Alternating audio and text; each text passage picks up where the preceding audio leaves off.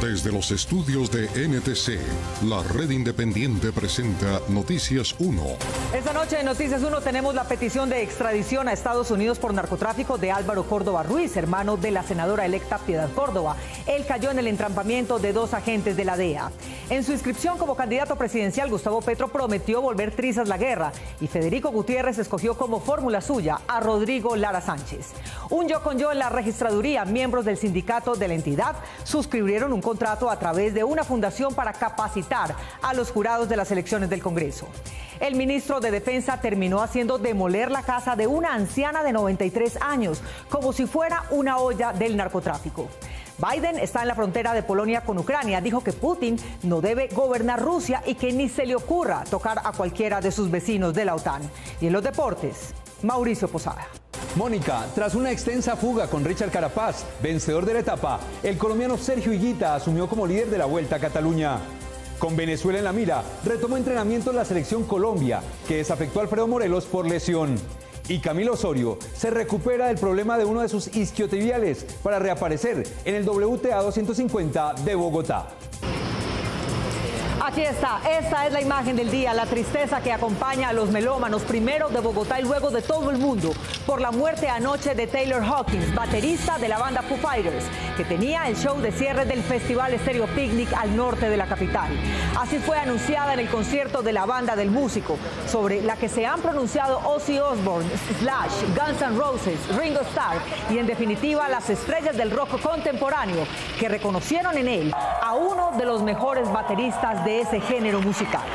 De esta historia hablaremos hoy. Por la prensa libre y el derecho que todos ustedes tienen a la verdad, Yo Soy la Red Independiente presenta Noticias 1 con Mónica Rodríguez y Mauricio Posada. Buenas noches, queridos miembros de Yo Soy la Red Independiente. Hace una semana recibimos el 13º India Catalina como mejor noticiero nacional. Muchas gracias por su confianza en nuestro trabajo. Lo seguiremos haciendo sin descanso por el derecho a la verdad que todos tenemos. Para que nuestro trabajo se fortalezca en 2022, pueden hacer sus donaciones aquí, en baki.co/inclinada la Red Independiente. Y para agradecer su generosidad hasta terminar el mes, por cada 50 donaciones recibidas, seguiremos regalando una magnífica sombrilla de la verdad a uno de nuestros backers. Muchas gracias por elegir la independencia. Y empezamos. Noticias 1 obtuvo el documento oficial de solicitud de extradición a Estados Unidos de Álvaro Córdoba Ruiz, hermano de la senadora electa Piedad Córdoba. Allí se indican los pormenores de la imputación que le hace ese país. Enrique Tapia. Mónica, según el indictment, Álvaro Córdoba cayó en un entrampamiento que le hicieron 2 agentes de la DEA, quienes se hicieron pasar por narcotraficantes mexicanos. Este es el documento que en inglés se conoce con el nombre indictment y que contiene la solicitud de extradición del Tribunal del Distrito Sur de Nueva York contra Álvaro Freddy Córdoba Ruiz, hermano de la senadora electa por el Pacto Histórico Piedad Córdoba. Allí también Estados Unidos pide que sean enviados a ese país Libia Amanda Palacio Mena y Alberto Alonso Jaramillo Ramírez. De acuerdo con el documento, estas 3 personas son imputadas por los delitos de concierto para delinquir para importar cocaína a los Estados Unidos y concierto para usar y portar un arma de fuego, incluyendo una ametralladora o un dispositivo destructivo. Este asunto, en otras oportunidades casi rutinario entre las justicias de los 2 países, tiene especial significado político en esta ocasión por involucrar a un familiar cercano a Piedad Córdoba, cuyo nombre viene figurando en el famoso proceso de Estados Unidos contra Alex Saab, el empresario colombiano que supuestamente ha sido testaferro de Nicolás Maduro. En la imputación, el agente de la DEA, Matthew Pashmort, declaró que 2 oficiales antidrogas encubiertos que se hicieron pasar por narcotraficantes mexicanos buscaron cómo llegar al hermano de Piedad Córdoba y a las otras 2 personas para reunirse con ellas con el fin de acordar la búsqueda de un proveedor de cocaína que enviara droga desde Colombia y Venezuela a México con destino final a Nueva York. El 3 de septiembre de 2021 o alrededor de esa fecha en Medellín o sus proximidades, Córdoba Ruiz, Jaramillo Ramírez, Palacio Mena, La Fuente 1, La Fuente 2 y 2 individuos identificados como Antonio alias Toño y Jorge Mario participaron en una reunión grabada legalmente. Durante la reunión, Jaramillo Ramírez declaró que sus fuentes de suministro podrían producir hasta 8.000 kilogramos de cocaína cada 4 meses. En otra reunión, también grabada por los dos agentes de la DEA, Álvaro Córdoba Ruiz se comprometió a coordinar la entrega de 5 kilogramos de cocaína a los supuestos narcos mexicanos para demostrar la pureza del alcaloide que podían suministrar antes de hacer la gran entrega.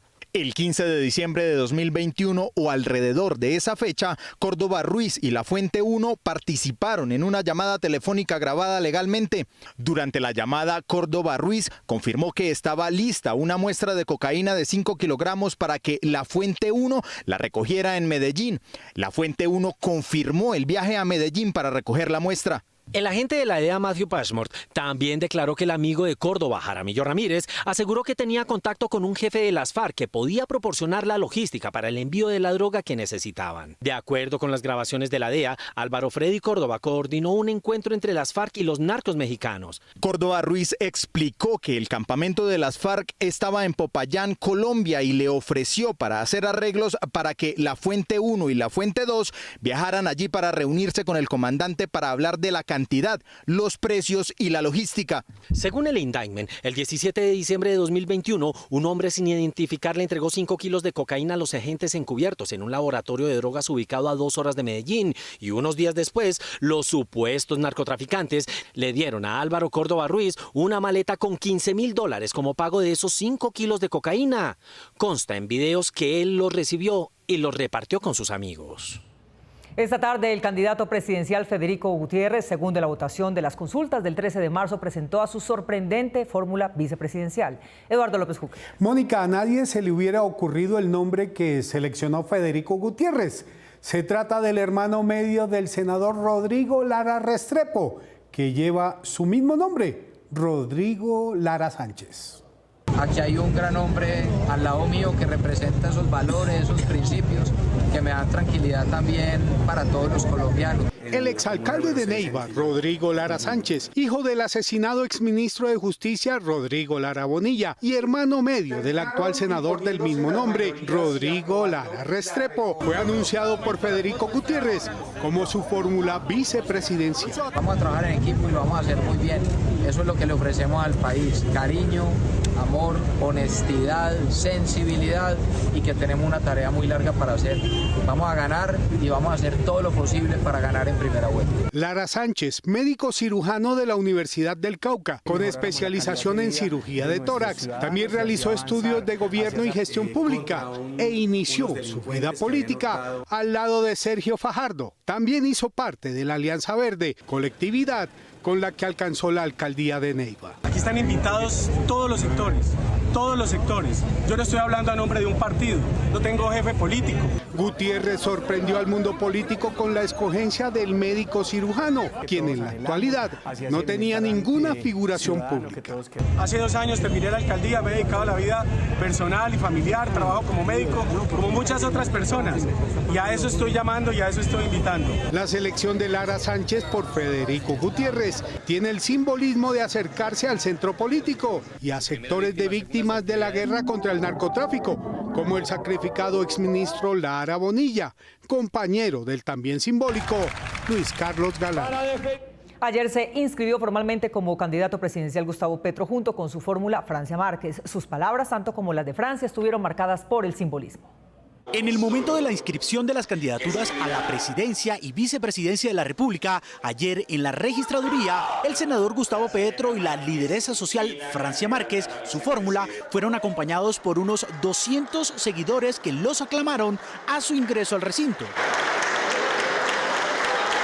Muy rápido, Francia se ocupó de repetir un término que puede terminar siendo simbólico en la campaña del pacto histórico. Bueno, esto es un momento muy importante para los nadies, las nadies de este país. El bolígrafo con que ambos firmaron su inscripción formal se convirtió en otro símbolo de su campaña. En nombre y en memoria de la naturaleza, de la Casa Grande, te entregamos este esfero, los pueblos, el pueblo colombiano, las familias colombianas, para que juntos, todos los colombianos y colombianas, para que usted, Gustavo Petro, con su hermana Francia Márquez, escribamos una nueva historia para Colombia. Se trata de un bolígrafo elaborado en Guadua y adornado con los colores de la bandera nacional, con el que, según aseguró Petro, firmaría en la Casa de Nariño si llegara a posesionarse como nuevo presidente. Procederemos a firmar el formulario E6. Primero firma el candidato a la presidencia, el doctor Gustavo Petro. En el discurso de fondo, Petro, después de insistir en el que llamó el imperativo del cambio en Colombia, se refirió al tema de la paz e hizo un juego de palabras con una frase que hizo famosa hace unos años el político del Centro Democrático, Fernando Londoño. La paz es una palabra ya olvidada hoy en Colombia. La paz se creyó construida hace unos años y la hicieron trizas.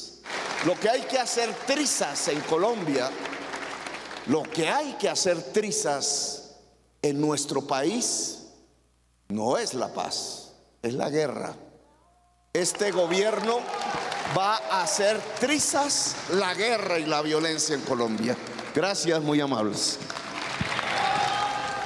1 de cada 4 votos de esta elección fue contado por jurados capacitados por la Cooperativa de Empleados y Exempleados de la Registraduría. Directivos de ella, que son trabajadores actualmente, dicen que ver cómo irregular el contrato es hilar muy delgado. Juliana Ramírez. Mónica, la ley le prohíbe a los funcionarios públicos recibir dineros adicionales del Estado, pero ellos no lo ven ilegal porque lo hacen desde 2015. Además, también son subcontratistas del principal contratista de la Registraduría, la empresa Thomas Gregg & Sons.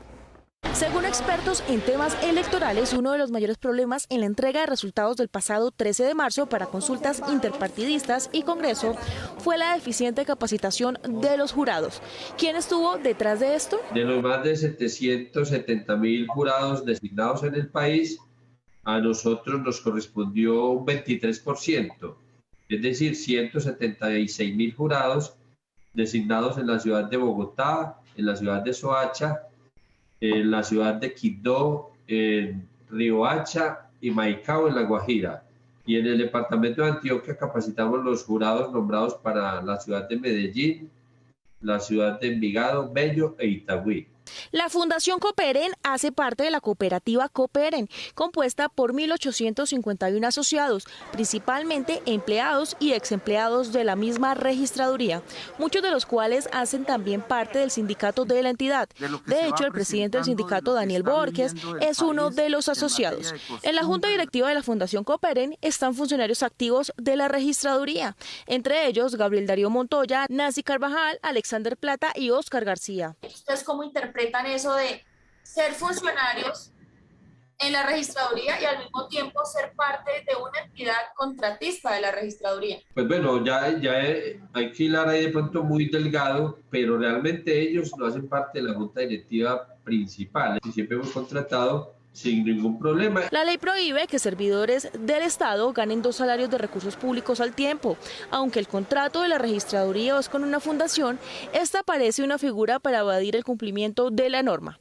Segundo, un contrato para capacitar jurados en manos de sindicalistas de la misma entidad puede crear conflictos de interés y complicidades internas, sin contar con el dinero que se ganan adicionalmente por el contrato y sin auditoría externa. Desde 2015, la Fundación Cooperen ha sido contratada directamente por la registraduría por cerca de 6.000 millones de pesos para capacitar jurados. Adicional, es subcontratista del megacontratista Thomas Gregg desde 2016. Es decir, la registraduría contrata, entre otros, a Thomas Gregg para recoger los formularios E14 y a su vez subcontratan con la Fundación Cooperen. Con Thomas Gregg hacemos una recolección en la zona rural del país. Se envían funcionarios a que recojan de parte de los delegados de la registraduría, que recogen de parte de los jurados de votación un sobre contentivo de los E14 para delegados. Durante la capacitación de este año, el número de los jurados sobrepasó la capacidad de la Fundación Cooperen y por ello la registraduría tuvo que apoyarlos con sus propios funcionarios de la registraduría distrital para poder cumplir. El registrador Alex Vega llegó a esa posición sin haber tenido ningún cargo anterior diferente al de Personero de Chía, un municipio limítrofe con Bogotá que lo recuerda por su reforma que violaba abiertamente la ley y por los amigos que hizo. Miguel Ángel Peñaranda. Mónica, el alcalde de Chía vive en una casa registrada a nombre del registrador y la encargada de manejar su presupuesto es la cuñada de Alex Vega. El alcalde asegura que su esposa es quien le paga mensualmente el arriendo al registrador, pero no explicó cómo ni cuánto. El municipio de Chía, en Cundinamarca, es el lugar que dio origen a la vida pública y política del actual registrador Alexander Vega, en donde fue personero en 2004. Desde entonces, él se convirtió en el cacique del municipio, pues todos los políticos locales lo reconocen como su jefe. Aunque mi cédula diga Miraflores, Guaviare, mi vida pública y familiar la he construido en Chía, municipio que llevo en el corazón. Sin embargo, Vega fue cuestionado por su elección como personero por el Consejo Municipal de Chía por no tener ninguna experiencia profesional y por haber sido el único postulado para ese cargo, tal como lo hizo recientemente cuando logró que 3 presidentes de altas cortes lo escogieran como registrador y de inmediato consiguió incremento presupuestario para la entidad. En la época de Chía, los concejales de ese entonces le aprobaron un aumento de 900 millones de pesos sobre el presupuesto de 100 con el que recibía la personería del municipio. Según denuncias ciudadanas, lo que hizo fue ampliar la planta de personal y tener más burocracia. La reestructuración que Vega pretendía en ese entonces fue demandada y fallada en contra por el Consejo de Estado. El Consejo del municipio de Chía transgredió los artículos 46 de la Ley 909 de 2004, que exige la elaboración de estudios técnicos previos que justifiquen y motiven la modificación a las plantas de personal de las entidades. Desde el 2004 hasta la fecha, Vega ha logrado dejar a sus amigos en cargos públicos como retribución al apoyo que le han brindado. Es que al país no hay que decirle mentiras. Su gran amigo Jorge Enrique Ramírez, ex concejal y secretario de gobierno del anterior alcalde de Chía, fue nombrado por el propio Vega el año pasado como registrador municipal de ese municipio, es decir, una especie de yo con yo. Grave, absolutamente grave. El actual alcalde de Chía, Luis Carlos Segura, tiene en su nómina a Adriana Esmeralda Camejo Ríos, cuñada del registrador Vega, como directora de Rentas y Finanzas en la Secretaría de Hacienda. El alcalde Segura del Partido Conservador fue consultado por Noticias 1 y afirmó conocer al registrador Vega desde hace 18 años cuando este era personero. Confirmó a este noticiero que producto de esa cercanía vive en una casa de propiedad de Vega y de su esposa, a quienes paga un arriendo mensual. El ministro de Defensa fue a Pereira a activar un plan de lucha contra el microtráfico, pero terminó haciendo demoler la humilde vivienda de una mujer de 93 años. Víctor Ballesta. Mónica, el nieto de la señora dice que en la víspera, uniformados de la policía fueron allá a hacer un montaje con indigentes en la casa en que el ministro terminó haciendo un falso positivo. Apreciada comunidad, muy buenos días. El pasado viernes 18 de marzo, el ministro de Defensa, Diego Molano, se hizo presente en un sector público de la ciudad de Pereira para dar publicidad a los resultados del llamado Plan 1000 contra el microtráfico. Presidente Iván Duque. En medio de un amplio operativo de seguridad, el ministro de Defensa llegó en compañía de autoridades locales y regionales al sector comprendido entre los barrios populares La Libertad y Bavaria, con el fin de demoler una humilde vivienda en la que, según afirmó, funcionaba una olla de microtráfico. Se había convertido en una guarida de atracadores, en un sitio de consumo. La presunta olla de microtráfico señalada por Diego Molano resultó ser solo la vivienda pobre, pero sin líos delictivos, de Teresa Sánchez, una señora de 93 años que padece demencia senil. Ella siempre estuvo pendiente de su casa, ella no quería salirse de allá. Lo cierto es que esa casa tenía orden de demolición desde hacía 10 años porque su débil estructura amenazaba ruina o colapso. Sin embargo, según el nieto, la señora Teresa nunca aceptó abandonar su sitio hasta hace un mes, cuando la alcaldía la trasladó a un hogar de paso. Doña Teresa nunca se imaginó que la vivienda en que habitó durante 70 años iba a salir en televisión y en todos los medios locales de comunicación como guarida de estupefacientes. Cuando las únicas medicinas que tenía era para los dolores de cabeza y las manos. El nieto de doña Teresa contó que un día antes de la llegada del ministro, unos policías engañaron a su padre, otro adulto mayor, hijo de la anciana, quien estaba al cuidado del predio. Le pidieron las llaves de la casa y después de que él se fue, grabaron un video con un montaje en el que actuaron varios indigentes, los introdujeron en la vivienda y los pusieron a consumir estupefacientes. Sabemos que era para eso, pues uno confía plenamente la policía. Las declaraciones del ministro en que aseguraba que allí había una olla mientras los operarios demolían su casita le crearon un problema adicional a la familia de doña Teresa. Expendedores de droga les reclamaron por competir con ellos en el negocio ilícito sin tener autorización de las bandas locales. Y efectivamente a ellos hasta les dio risa porque ellos dijeron, ¿cómo van a hacer eso con una casa que ha estado ahí tanto tiempo y que nunca ha sido una olla? Consultada a la Policía Nacional por Noticias 1 sobre el montaje en video que acabó con el único patrimonio de doña Teresa, el director de la Dijín, general Fernando Murillo, señaló que él mismo se trasladó a Pereira para examinar la denuncia y que esa zona es de expendio y consumo de drogas, lo cual no incluía la casa de doña Teresa. Y se establezca si hay alguna situación especial de irregularidad en los procedimientos para que se adelanten las investigaciones disciplinarias o penales que hayan del caso. El ejército pudo neutralizar una serie de ataques que las organizaciones ELN y FARC organizaron para conmemorar una fecha de su historia criminal. Con cilindros, bombas, granadas y fusiles atacaron la base en la Gabarra Norte de Santander e hirieron a 2 civiles. 3 militares fueron también víctimas de un campo minado. Un ataque simultáneo a miembros del ejército, al parecer de varios grupos alzados en armas con alianzas entre ellos, fue lanzado desde la tarde de ayer hasta la madrugada de hoy en la región de Tibú, norte de Santander. ¿Por dónde es? Nos cerraron todas las vías. El primer ataque sucedió en una vereda de Tibú cuando un grupo de soldados fue cercado por encapuchados que le prendieron fuego a la maleza en que se encontraban los uniformados sin consideración a sus vidas. Ya estoy saliendo, pero ¿por qué me cierra el paso, me quema ahí? Emplearon fuego con los cuales pretendían quemar a nuestros soldados que estaban en las tareas de erradicación. Estoy saliendo, denme la oportunidad de moverme por lo menos, es que me quiere quemar. No, la salida es donde están los demás. Ya un soldado le reclamó al civil que tenía al frente y que estaba prendiéndole fuego a la vegetación. El militar dudó de que el individuo fuera un simple campesino. Mi amigo el de azul la está tapando de la cara. No se tapa. Campesino honesto no se tapa. El segundo embate contra los militares tuvo lugar en la vereda Chiquinquirá, en otro sector de Tibú. Allí, otros 3 soldados fueron impactados por una mina antipersonal que había sido instalada presuntamente por disidencias de las FARC.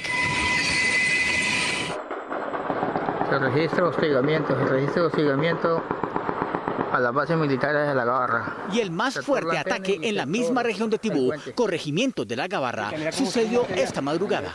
Guerrilleros del ELN y disidentes del antiguo Frente 33 de las FARC abrieron fuego durante más de 3 horas contra la base militar y la estación de policía. Los atacantes les exigieron a los habitantes alejarse de las instalaciones de la fuerza pública. Minutos después dispararon con fusiles y lanzaron explosivos contra esas edificaciones. Quienes pretendían atacar de manera bruta la base militar, implantando en su territorio 17 ramplas, de los cuales pretendieron lanzar artefactos explosivos contra la base militar. 3 civiles resultaron lesionados con esquirlas de granadas. Habitantes de la zona alrededor de la Gabarra encontraron cartuchos de fusil y cilindros que iban a ser usados como rampas para atacar las bases del ejército y de la policía. Por fin pudo declarar alias Otoniel sin que a él y a los magistrados que recibían su declaración los estuvieran intimidando hombres enmascarados de la policía. Le dijo a la JEP que el general Barrero, comandante de las fuerzas militares entre 2013 y 2014, era algo así como su empleado y que el cartel de los Castaño pagó su traslado a una zona en la que le serviría mejor para manejar la cocaína. Dairo Antonio Usuga David, alias Otoniel, ex jefe del grupo criminal del Clan del Golfo, dijo bajo juramento ante los magistrados de la JEP que el general del ejército en retiro, Leonardo Barrero, era un fuerte aliado de las Autodefensas Unidas de Colombia, de la Casa Castaño. Estaba preparándonos para vencer. Alias Otoniel dio su testimonio este miércoles ante la Sala de Reconocimiento y Verdad en el caso de falsos positivos en Casanare. A diferencia de las 2 audiencias fallidas anteriores, esta vez la diligencia no fue perturbada por miembros de la Dijín. Los representantes de las víctimas manifestaron que el ex jefe del Clan del Golfo dijo que las AUC pagaron para que miembros del Comando del Ejército en Bogotá ordenara trasladar al entonces coronel Barrero del Guaviare al Casanare, donde asumió la Brigada 16 a comienzos de 2005. Consideraban en sus altos mandos que la presencia del coronel Barrero en Casanare iba a ser de una ayuda importante para los intereses de esa organización. Eso lo plantea y además me indica que efectivamente hubo dinero de por medio para lograr ese traslado. Alias Otoniel explicó que con la ayuda del general Barrero pudieron combatir a otro enemigo paramilitar, las autodefensas campesinas del Casanare, que seguían a Martín Llanos, y que el Gaula del Ejército desde 2002 les ayudaba presentando a sus víctimas de ese grupo como muertos en combate con la fuerza pública. Pero no dijo si en esos falsos positivos cayeron civiles. Lo dice con persistencia, que quien caía a manos del Gaula, ese ya no quedaba vivo. El ex paramilitar señaló que al general Barrera lo conoció personalmente una vez en una reunión de comandancia en Villavicencio. Tuvo en encuentro ya con el comandante de la 4ª División de aquel entonces, que creo que era el señor Guillermo Quiñones. En ese momento y en esa ocasión se encontró personalmente con el coronel Barrero. Por su parte, este viernes, otra sala de la JEP, la de definición de situaciones jurídicas, rechazó el sometimiento de alias Otoniel, quien pidió ser aceptado como un tercero civil en el conflicto armado. Sin embargo, para la JEP, alias Otoniel, a pesar de desmovilizarse en 2005, no dejó su actividad paramilitar. Pasó a expandir el modelo paramilitar bajo otro nombre para conformar y dirigir las autodefensas gaitanistas de Colombia o Clan del Golfo. Los abogados de alias Otoniel apelarán la decisión de la JEP. No supe cuántos realmente llevaron. La música universal está lamentando la muerte en un hotel de Bogotá del baterista de la banda Foo Fighters, Taylor Hawkins. El cuerpo del músico fue recogido en su habitación por medicina legal, que esta tarde dijo que en su cuerpo se habían encontrado 10 sustancias diferentes. Pocas horas antes de que la banda norteamericana Foo Fighters hiciera su tercera aparición en un escenario colombiano, la información que ningún fanático se imaginaba recibir se convertiría en noticia mundial. El músico y baterista de la banda Taylor Hawkins había fallecido en la habitación del Hotel Casa Medina en el norte de Bogotá, en el que el grupo de rockeros se hospedaba. Hacía un par de semanas había cumplido 50 años y se encontraba de gira. Chile y Argentina habían disfrutado del show en donde, como de costumbre, deslumbraba a sus seguidores con el sonido y el show de su batería. Nació en Texas, Estados Unidos, y antes de unirse a la banda con la que llevaba más de 2 décadas, había tocado con estrellas como Alanis Morissette y Sam Jordan, convirtiéndose en un ejemplo de muchos bateristas que lo referenciaban como su ídolo. Con Foo Fighters logró su máximo reconocimiento junto a su mejor amigo, el líder de la banda Dave Grohl, con quien compartía voz en medio del show. Ayer, antes de que la banda partiera para su presentación en el Stereo Picnic, Taylor no respondió a ese llamado. Según el estudio médico forense inicial realizado al cuerpo, su corazón dejó de latir por una intoxicación por el consumo de varias sustancias. Allí, en el lugar de donde no volvió a salir con vida, sus seguidores le rinden homenaje con flores, cartas y velas para honrar la vida de uno de los grandes ídolos de la música rock, Taylor Hawkins. Los periodistas acreditados para la invasión rusa a Ucrania tuvieron un día de tensión, pues esperaba que el presidente Joe Biden cruzara la frontera polaco-ucraniana, como ya lo había hecho su secretario de Estado, y que Rusia intentara un ataque. Ninguna de las dos pasó y a Biden le tocó corregir sus advertencias a Vladimir Putin. El presidente Joe Biden, de visita en Polonia, declaró que Vladimir Putin no puede seguir en el poder, pero tuvo que aclarar sus declaraciones para explicar que lo que quería decir es que a él no se le puede permitir que ejerza poder sobre sus vecinos. En su visita a Polonia prometió abastecer a Ucrania de las armas que necesite y les advirtió a los rusos que sería un grave error si uno de sus proyectiles cae en un país miembro de la OTAN que tiene como vecinos, pues la organización militar se reunió con Biden para definir estrategias contra la invasión rusa y su progreso hacia el resto de Europa. La prensa esperó los disparos de artillería de largo alcance en las proximidades de Lviv, cerca de la frontera con Polonia, mientras el presidente de Estados Unidos cumplía su visita. Pero estos no cayeron y Kiev, después de los misiles del jueves pasado, no fue bombardeada hoy y la ciudad pudo salir a recoger a sus heridos y muertos. Los analistas militares de Inglaterra y Estados Unidos están viendo un giro en las prioridades rusas en la guerra, luego de la resistencia que ha enfrentado Kiev y Mariupol.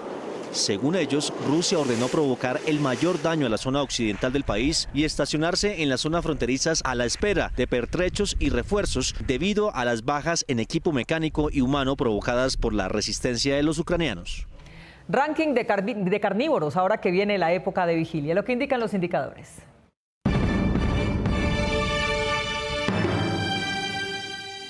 El portal Beef2Live publicó sus cifras de consumo de carne en el mundo según el porcentaje de los 142 billones de libras que se consumieron en el mundo en 2021. Estados Unidos se comió el 21.19%, lo que lo hace el más carnívoro. Brasil se come el 12.88%. A toda Europa le atribuyen el 13%, a Argentina el 4.11% y a Colombia el 1.2% en el puesto 14 del ranking. Esto indica que podemos aguantar sin problemas una semana de vigilia. Esto es lo que indican los indicadores. Aunque Omicron está marcando el paso entre la pandemia y la endemia, todavía hay un nivel de contagios peligroso y este ha crecido entre menores de edad. Por ello, ya se estudió y aprobó la aplicación de la tercera dosis para ellos. Aunque Colombia se encuentra con los índices más bajos de contagio y mortalidad en lo que va corrido de la pandemia, y esto lo demuestran sus cifras, ayer solo se reportaron 13 muertes y 366 casos nuevos. A pesar de las cifras positivas, no se debe bajar la guardia, advirtió así el ministro de Salud en el puesto de mando unificado 125.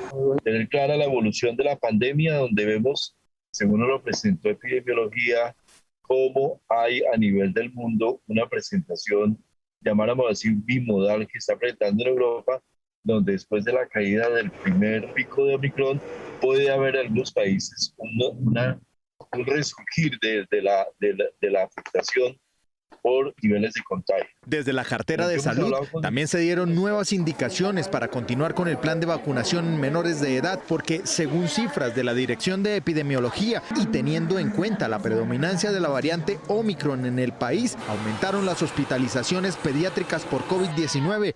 Por esto la importancia de la vacuna de refuerzo en menores de edad. Tenemos la evidencia sólida y suficiente para poder garantizar efectivamente, como ya también lo autorizó el CDC, en que podemos aplicar ya la vacuna y la dosis de refuerzo de 12 a 17 años solo y exclusivamente con la vacuna de Pfizer. Esto garantizará en el tiempo que esta población pueda mantener la inmunidad, por consiguiente, la protección del resto del núcleo familiar. Según cifras de Worldometers, en Corea del Sur y Japón, una nueva variante de la cepa Omicron ha elevado los índices de mortalidad y de casos positivos, lo que aisló a varios grupos poblacionales nuevamente. En esta misma lista, Colombia, que se mantuvo gran parte de los 2 años de pandemia dentro de los primeros lugares, ahora ocupa el puesto 37 en casos diarios, 22 en el número de muertes y 12º en casos totales. A la fecha, Colombia ya superó la cifra de 80 millones de dosis aplicadas. Netflix está buscando reclutar productores audiovisuales en Colombia y promete para ellos capacitación inicial gratis y trabajo remunerado después. 3 entidades de nivel nacional e internacional se unieron para ofrecer una oportunidad de formación en producción audiovisual a 1.500 jóvenes colombianos. Se trata del Banco Interamericano de Desarrollo BID, la plataforma Netflix y el Ministerio Colombiano de Cultura. Con este proyecto, al que denominaron Sandbox Audiovisual, se capacitarán mediante cursos virtuales jóvenes que tengan entre 18 y 30 años de edad y se desarrollará en varias etapas. La primera empieza en julio próximo con 2 días de inducción, después se realizarán propiamente los cursos y al concluirlos, los estudiantes con mejores aptitudes podrán hacer prácticas en Netflix o en empresas productoras colombianas. Estos practicantes podrán trabajar como camarógrafos, sonidistas, asistentes de producción, de vestuario y otras labores. Se dará prioridad a jóvenes oriundos de Chocó, Sucre, San Andrés, Caquetá, Cauca y Bogotá. También tendrán oportunidad preferencial los estudiantes LGBTI, mujeres, indígenas, afrodescendientes e inmigrantes. Para acceder a la convocatoria se debe entrar a la página economianaranja.gov.co/sandbox audiovisual y seguir los pasos para inscribirse. Para que nuestro trabajo se fortalezca en 2022, pueden hacer sus donaciones aquí, en baki.co/inclinada la red independiente. Y para agradecer su generosidad hasta terminar el mes, por cada 50 donaciones recibidas, seguiremos regalando una magnífica sombrilla de la verdad a uno de nuestros battles. Muchas gracias por elegir la independencia. Y atención porque hace media hora estalló un artefacto explosivo en las proximidades del CAI del barrio Arborizadora Alta al suroriente de Bogotá. Los primeros reportes dan cuenta de daños en el CAI y al menos 20 viviendas, pero sin personas lesionadas. En la misma localidad ocurrió una explosión hace aproximadamente 15 días. La Secretaría de Hacienda de Bogotá está a punto de convertirse en la dueña de la casa de una mujer cabeza de hogar con 5 hijos que vive de vender dulces en Transmilenio, que por cuenta de comparendos recibidos por ventas en sitio prohibido, pues recibió esta noticia. La alcaldía optó por callar cuando le preguntamos sobre esta situación. Jenny Barrera es una madre cabeza de hogar que cada tercer día trabaja como vendedora informal en el portal El Tunal de Transmilenio y desde hace 2 semanas no sabe qué hacer. La Secretaría de Hacienda Distrital le comunicó que puede quedarse sin dónde vivir. Me llegó una carta de embargo por la suma de 416.000 pesos, que es lo que vale un comparendo. Aunque reconoce que en el interior del sistema masivo de transporte no se puede vender, no entiende cómo autorizan casetas y a más de 30 personas, vendedoras como ella. La policía los inunda de sanciones, al punto que sus cálculos suman cerca de 20 millones de pesos. Yo tengo alrededor de 93, 97 en la página del ICO, sin contar en la otra página de seguridad. Además, denuncia que los uniformados de la policía ya no elaboran los comparendos en libretas, sino que simplemente les piden la cédula. Últimamente no se firma ningún comparendo. Simplemente solo le toman la foto a la cédula o hay un patrullero que toma los datos y simplemente aparecen los comparendos. La señora Barrera también asegura que la policía desconoce la sentencia C-212 de 2017, en donde la Corte Constitucional señala que a los vendedores informales no se les puede multar ni decomisar las mercancías, por lo que los uniformados ahora hacen comparendos por bloqueo y obstaculización de espacio público. He preguntado a los patrulleros por qué lo hacen de esa manera y ellos dicen que ya no pueden llegar donde el comandante con esos comparendos, con el tipo 1 ya no pueden llegar. Entonces tienen que hacer el tipo 3. Cargada de documentos, cartas, solicitudes y mucha angustia, Jenny Barrera se siente con los brazos cruzados porque no sabe cómo va a hacer para evitar el embargo de su casalote y al mismo tiempo sostener a sus 5 hijos. No gano lo suficiente para poder pagar estos comparendos. Intentamos conocer la posición de la Secretaría de Hacienda Distrital y su respuesta fue señalar que no se pronuncian porque el proceso tiene reserva sumarial. Las prácticas son la última fase de la preparación para los estudiantes de últimos niveles en educación técnica o profesional. Aquí les explicamos qué hacer en ella para asegurar un futuro profesional. En las comunidades estudiantiles, ¿es importante o no tener la oportunidad de practicar la materia que estudian? Pertenecer a una organización, trabajar, desarrollar cualquier tipo de actividad dentro de una organización lo prepara mejor para un futuro. Esta persona va a desarrollar lo que se llama hoy en día las habilidades blandas, la capacidad de trabajar en equipo, de tolerar fracasos. Es decir, mientras se aprende es mejor practicar lo que se enseña. Por eso los expertos recomiendan realizar trabajos en empresas durante todos los estudios. ¿En qué áreas quiere especializarse? ¿En qué áreas quiere enfocarse? Y en qué áreas él considera que su talento es mucho más productivo para su vida personal y para la vida profesional, ya sea en un trabajo o en un emprendimiento. El estudiante, según los expertos, debe entrenar sus habilidades e identificar las áreas más cotizadas en el mundo moderno. Siendo las áreas tecnológicas y técnicas, y ahí hay una ventaja competitiva, no solamente para el estudiante. Si el estudiante ha tenido acercamiento a la práctica, será más fácil su ingreso formal a un trabajo profesional. Nos vemos en las redes sociales y mañana domingo a las 8 de la noche aquí en Cable Noticias con las mejores noticias del fin de semana. A ustedes, como siempre, gracias por elegir la independencia. Feliz noche. Buenas noches, queridos miembros de Yo Soy la Red Independiente. Hace una semana recibimos el 13º India Catalina como mejor noticiero nacional.